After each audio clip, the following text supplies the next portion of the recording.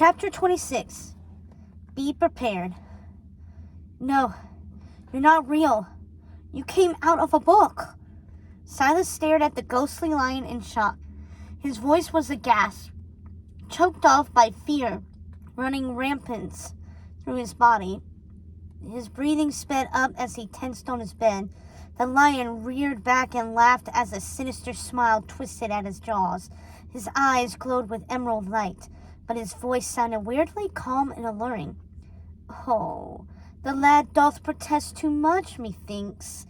He drawled in his accented voice that sounded like it came from a different age, or even from a book.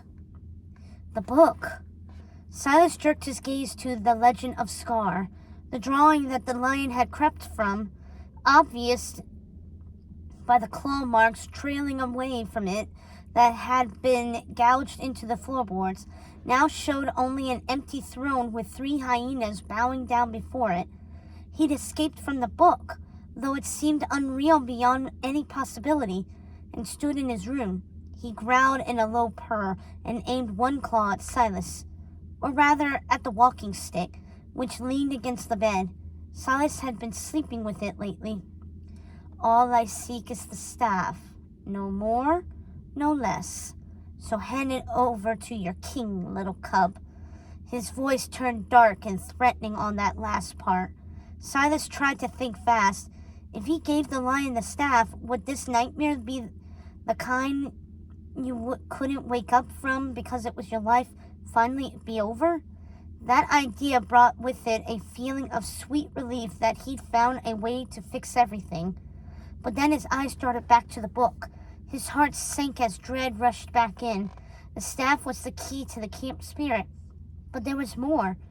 From the story in the book, he knew better than to trust this lion, and knew what happened to anyone who made that mistake. He remembered what Scar had done to his brother, clawed his paws so he plunged off the cliff to his death, and how he'd made his little nephew cub believe it was all his fault.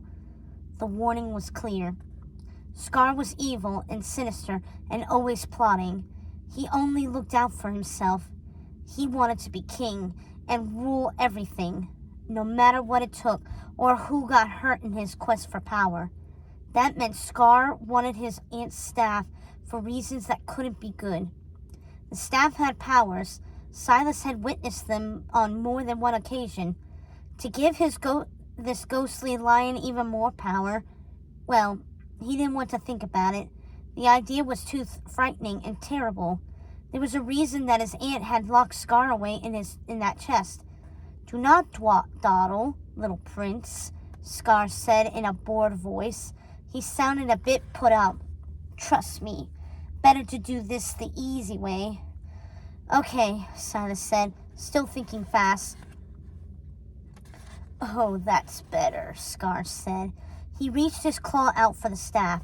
The dark shadow stretched across the room, which was illuminated by the lion's glowing green eyes.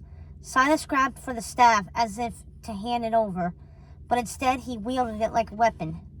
No, stay back.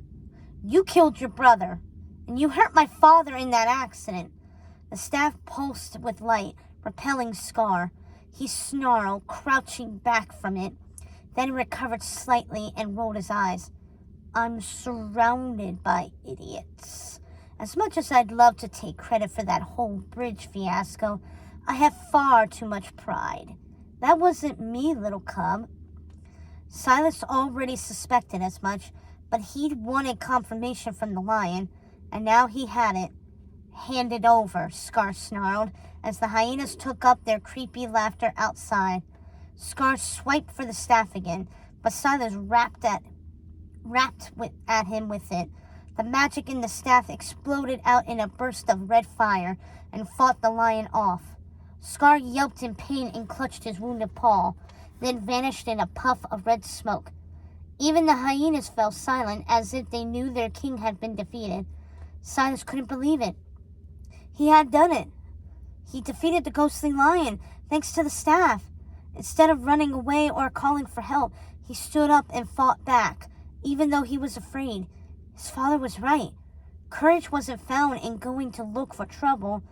It was how you acted when the trouble found you. He almost couldn't believe it. He sank back into his bed, keeping the staff close, just in case. He listened to the darkness, but it remained still and quiet. Not even the coyotes or screech owls dared to break it. He'd fixed it. Everything would go back to normal now.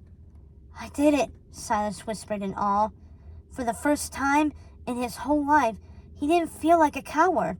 He kept expecting Scar to reappear all night, but when he checked the book, the lion was back on his throne in the image where he belonged. With a triumphant smile, he gazed down at the picture. Silas smiled and shut the book with a satisfying thud. He kicked it under his bed for good measure. The night remained quiet and calm, blessedly silent. With a contented sigh, he sank into his pillow, still clutching the staff that had protected him and defeated the ghostly lion.